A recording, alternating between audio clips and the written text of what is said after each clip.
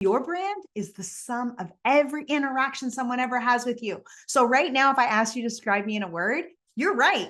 Even if you've never heard of me before, you're right. Because the sum of every interaction you have had with me can be summed up in whatever word you say. This is how I answer the phone, how I show up on this video.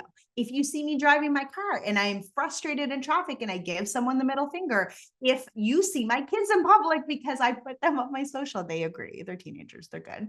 How I dress, everything, every interaction you ever have with me is my brand to you. And I want you to understand that because it's important that when we show up and make content, it is consistent with the experience of interacting with us everywhere else. Because if you show up and you are so friendly in your content and then you answer the phone like it's the worst day of your life, you're going to have a really hard time building trust. Speaking of trust, trust is built by two things: openness and competence. Okay. But here's the problem. Everybody wants to look competent in everything, especially if you have any kind of fear or imposter syndrome about what you're doing. You want to show up like you're perfect. And so you try and show competence all the time and you completely sacrifice openness.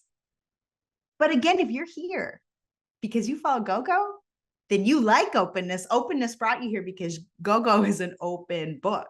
And so you can see this in action. I'm going to use GoGo as a case study in a minute to show you how she builds her personal brand and hopefully inspire you to build yours. But you cannot sacrifice openness to look like you're competent in everything. You only have to be competent in the thing that you're being hired to do. So I need to be on this call competent in delivering information, showing up as a speaker, and also I have to be competent in understanding how brands work. But I don't have to be a professional video studio. I'm actually recording this on Zoom in my home office. I didn't go get a crew to film this because I'm not promising you that. And that gives us openness and competence. All right. So hopefully you're feeling like a lot of trust towards me right now. Hopefully.